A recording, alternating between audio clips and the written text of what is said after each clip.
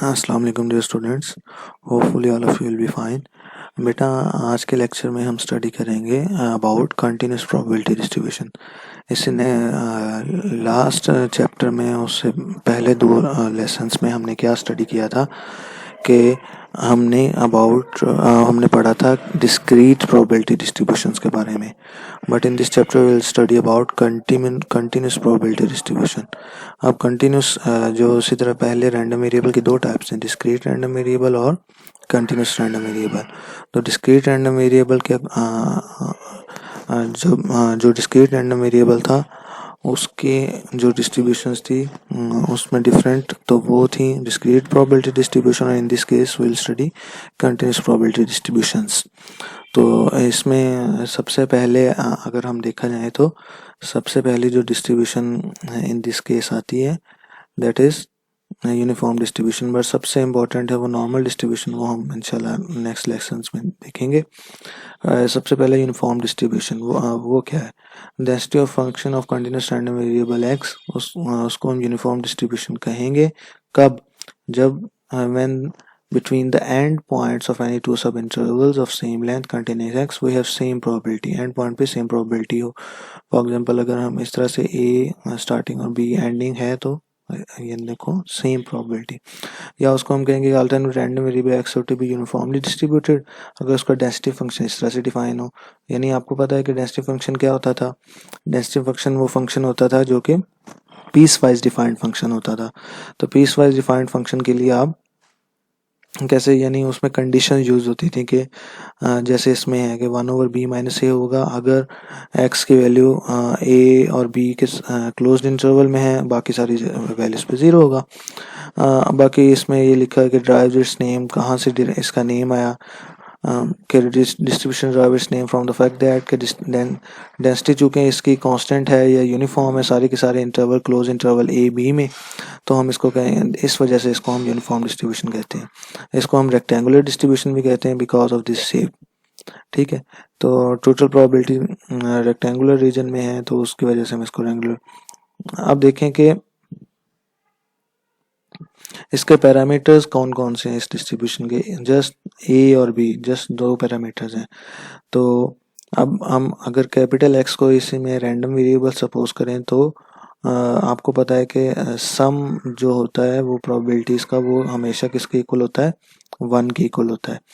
अब 1 के इक्वल होता है तो इट मीन्स टू से कि अब हमने पहले पढ़ा था डिस्क्रीट की फॉर्म में सम, लेकिन अब आपको पता है कि इंटीग्रेशन फिजिकली क्या किस चीज़ को रिप्रेजेंट करती है? इंटीग्रेशन भी बेसिकली एक सम होता है, यू कैन से दैट।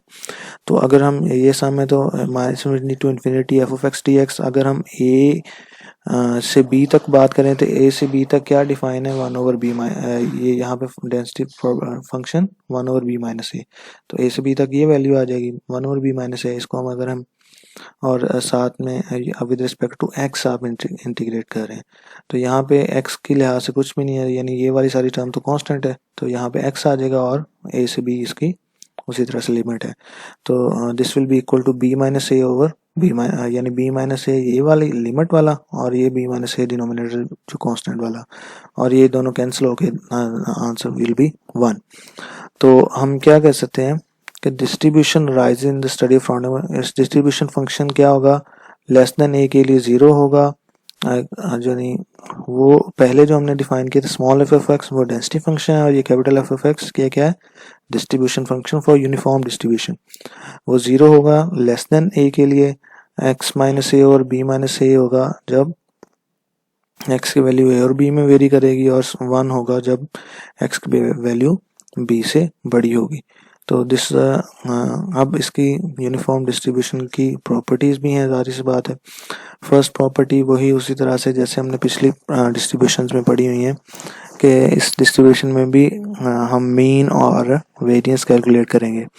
तो मीन फॉर एग्जांपल अगर आपने क्लोज्ड इंटरवल ए बी में कैलकुलेट करना है तो उसका मीन की वैल्यू ए प्लस बी ओवर 2 आती है और वेरिएंस की वैल्यू बी माइनस ए होल स्क्वायर ओवर 2 आती है। अब अगर हम मीन की बात करें तो वो फॉर एग्जांपल -∞ से infinity f of x d x है। तो अब हम अगर हम यहाँ पे इंटरवल ए से बी की बात करें तो उसमें बेसिकली क्या होता है? उसमें वैल्यू होती है डेंसिटी फंक्शन की 1/b माइनस ए, और चूँकि हम प्रोबेबल जब मीन को अगर हम कैलकुलेट करेंगे, अब जैसे हमने लास्ट टाइम किया था एक्स से मल्टीप्लाई किया था, तो इसको करेंगे तो आपके पास वन एक्स की इंटीग्रेशन क्या आ जाएगा एक्स स्क्वायर बाय 2, और ये ए से b as it is limit, तो हमने इसमें पुट की, लिमिट पुट की, तो आपके पास बी स्क्वायर माइनस ए स्क्वायर ओवर बी माइनस ए, बी स्क्वायर माइनस ए स्क्वायर को आप क्या लिख सकते हैं ए प्लस बी इंटू ए या बी प्लस ए ओवर इंटू बी माइनस ए, बी माइनस ए कैंसिल हो जाएगा तो क्या बचेगा बी प्लस ए, या उसको हम ए प्लस बी भी लिख सकते हैं ए प्लस बी ओवर 2, ये आपके पास आ गया मिड पॉइंट यानी मीन की वैल्यू। अब वेरिएंस की वैल्यू आप इस तरह से निकालते हैं। अब वेरिएंस सिग्मा ये आपको पता है कि इसकी वैल्यू आपने A plus B over 2 find out कर ली है। अब ई ऑफ एक्स स्क्वायर की वैल्यू फाइंड आउट करनी है, तो जहाँ पे एक्स था वहाँ पे एक्स स्क्वायर पुट कर लेंगे। एक्स स्क्वायर पुट किया, इसको इंटीग्रेट किया, एक्स क्यूब बाई 3 आ गया, ए से बी उसी तरह से लिमिट है 1 over b minus a, constant term है। इसको अगर हम फर्दर ये बन गया b cube minus a cube over 3 into b minus a after putting the limits. तो इसको आप क्या लिख सकते हैं बी माइनस ए इंटू बाकी A square plus B square plus A B, यहाँ पे बी स्क्वायर आएगा, दोनों ए स्क्वायर लिखे हुए हैं दैट्स रॉन्ग, बी स्क्वायर आएगा। तो ये आपने यहाँ पे value put you can say कि बी माइनस ए वाला फैक्टर कैंसिल हो जाएगा डिनोमिनेटर के साथ, डिनोमिनेटर में 3 बच गया और बाकी ये फैक्टर आ गया। अब वेरिएंस वाले फार्मूला में इसकी वैल्यू पुट करें, ये वाली ये वैल्यू आ गई। इसी तरह ए प्लस बी ओवर 2 का स्क्वायर था तो वो स्क्वायर किया तो 4 आ गया, सिंप्लीफाई किया तो you will have this answer. In the same way इसका सेकंड पॉइंट है कि शेप डिस्ट्रीब्यूशन की शेप इसकी क्या होगी, दैट विल बी रेक्टेंगुलर। अब नेक्स्ट क्या है कि एक्सपोनेंशियल डिस्ट्रीब्यूशन क्या होती है। हम सिमिलरली एक्सपोनेंशियल डिस्ट्रीब्यूशन में भी हम यहाँ पे देखेंगे कि फंक्शन इसका डिफाइन होगा और उस तरह से। अब फॉर एग्जांपल इसमें भी डेफिनेशन में वही उसी तरह से एक कंडीशन है कि हम कैपिटल एक्स को कोई भी रैंडम वेरिएबल है कैपिटल एक्स, उसको हम कहेंगे कि वो एक्सपोनेंशियली डिस्ट्रीब्यूट हुआ है with respect to the parameter lambda, अगर उसका प्रोबेबिलिटी डेंसिटी फंक्शन इस तरह से डिफाइन हो, यानी लैम्डा ई पावर माइनस लैम्डा एक्स जब एक्स की वैल्यू ग्रेटर देन 0 और बाकी सारी जगह पे वैसे 0 है। अब लैम्डा चूंकि ग्रेटर देन 0 है तो इसको प्रोबेबिलिटी डेंसिटी डिस्ट्रीब्यूशन फंक्शन हम इस तरह से भी लिख सकते हैं, यानी बीटा की फॉर्म में लैम्डा की आपने वैल्यू 1 ओवर बीटा रख ली, तो फिर आप इस तरह से लिख सकते हैं उस फंक्शन को। अब हम वो वाला फैक्ट यूज़ करेंगे कि मीन्स टू से कि सारी की सारी उसका यानी सम अप करें अगर हम सारी वैल्यूज़ का, तो यू कैन से कि सारी की सारी प्रोबेबिलिटीज़ का सम करें तो that must be equal to 1। तो इसमें समेशन वाला साइन यूज़ करेंगे, 0 से इन्फिनिटी लैम्डा ई पावर माइनस लैम्डा एक्स, 0 से इन्फिनिटी है, इसमें वैल्यू पुट करेंगे, लिमिट पुट करेंगे तो आपके पास आंसर क्या आ जाएगा 1।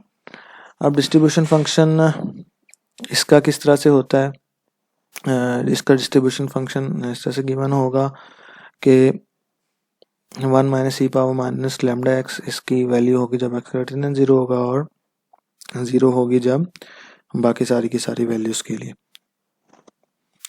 नो जैसे पहले बाकी डिस्ट्रीब्यूशन में था, इस डिस्ट्रीब्यूशन की फॉर्म में भी इसकी कुछ प्रॉपर्टीज़ हैं। वो प्रॉपर्टीज़ कौन कौन सी हैं? सबसे पहले तो इन द सेम वे हम इसकी मीन और स्टैंडर्ड डेविएशन की वैल्यूज़ फाइंड आउट करते हैं। मीन हम कैसे कैलकुलेट करते हैं, एक्स के साथ वो फंक्शन मल्टीप्लाई कर देते हैं तो और उसकी इंटीग्रेशन लेते हैं। फंक्शन मल्टीप्लाई किया लैम्डा ई पावर माइनस लैम्डा एक्स, इसको हम देखें ये दो इसमें फंक्शन हो गए, एक ये एक्स और ये लैम्डा ई पावर माइनस लैम्डा एक्स। तो इस पे हम क्या फार्मूला, इस पे हम इंटीग्रेशन बाय पार्ट्स वाला फार्मूला यूज़ करेंगे और ये लैम्डा ई पावर माइनस लैम्डा एक्स को हम डी वी सब्सटीट्यूट करेंगे और एक्स को यू से, तो आपके पास इंटीग्रेशन बाय पार्ट्स वाला फार्मूला जो आपने कैलकुलस में पढ़ रखा है वो इसमें यूज़ करेंगे। तो इसको सिंप्लीफाई करेंगे तो ये आपके पास इस फॉर्म में आंसर आ जाएगा। अब अब ये वाली आपके पास जो वैल्यू आ गई, इसमें जब हम इन्फिनिटी और जीरो पुट कर लेंगे तो इसका आंसर क्या आ जाएगा, 0। यानी इसमें जो अगर हम जब लिमिट पुट करेंगे, अब ये वाला फंक्शन बच गया। इसकी इंटीग्रेशन किस तरह से आएगी, minus e power minus lambda x, exponential function की एज इट इज होती है और लैम्डा यहाँ पे डिवाइड हो जाएगा। इसमें आप लिमिट्स पुट करेंगे तो you will have the answer one by lambda. अब नेक्स्ट क्या है कि आपने वेरिएंस की वैल्यू फाइंड आउट करनी है। तो वेरिएंस की वैल्यू फाइंड आउट करने के लिए वही ई ऑफ एक्स स्क्वायर और ई ऑफ एक्स का whole square. E of x तो आपको पता है कि 1/लैम्डा है। ई ऑफ एक्स स्क्वायर क्या करेंगे, जहाँ पे एक्स था वहाँ पे एक्स स्क्वायर लिख देंगे। एक्स स्क्वायर लिखा, उसको फर्दर फिर आपने उसी तरह से जैसे पहले इंटीग्रेशन बाय पार्ट्स अप्लाई किया, इसमें भी इंटीग्रेशन बाय पार्ट्स से अप्लाई किया, उसको सॉल्व किया, you will have the answer two by lambda square. ये ई ऑफ एक्स स्क्वायर की वैल्यू है। इस फार्मूला में वैल्यू पुट करें 1/लैम्डा और 2/लैम्डा स्क्वायर, तो ये two by lambda square minus one by lambda whole square, तो you will have the answer one by lambda square. तो ये तो थी वेरिएंस की वैल्यू। हम स्टैंडर्ड डेविएशन की अगर वैल्यू फाइंड आउट करना चाहें तो that will be sigma. Sigma की वैल्यू होगी 1/लैम्डा। इस तरह डिस्ट्रीब्यूशन एक्सट्रीमली स्क्यूड है और इसके कोई इसका मॉड एग्जिस्ट नहीं करता। Now come to its example. अब इसकी एग्जांपल क्या है कि अगर आपके पास लॉन्ग डिस्टेंस टेलीफोन कॉल का is found to be exponentially distributed with a mean of 3 minutes, what's the probability that call will last more than 3 minutes या more than 5 minutes। more than 3 minutes या more than 5 minutes का मतलब है अब देखें for example capital x यहाँ पे exponential random variable है जिसका पैरामीटर लैम्डा है, तो इट मीन्स टू से 1/लैम्डा मस्ट बी इक्वल टू 3। तो लैम्डा की वैल्यू यहाँ से क्या आ जाएगी 1/3। तो अब अगर हम देखें कि मोर देन 3 मिनट्स है तो हम 3 से लेकर इन्फिनिटी तक इसकी वैल्यूज ले लेंगे, इसकी limits.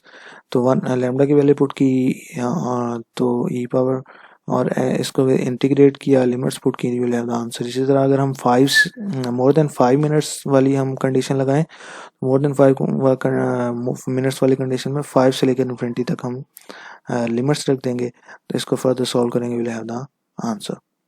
This is all about uniform distribution and exponential distribution। इंशाल्लाह नेक्स्ट लेक्चर में हम इसके फर्दर कंटिन्यूस डिस्ट्रीब्यूशंस की टाइप्स पढ़ेंगे। तब तक के लिए अल्लाह हाफिज़।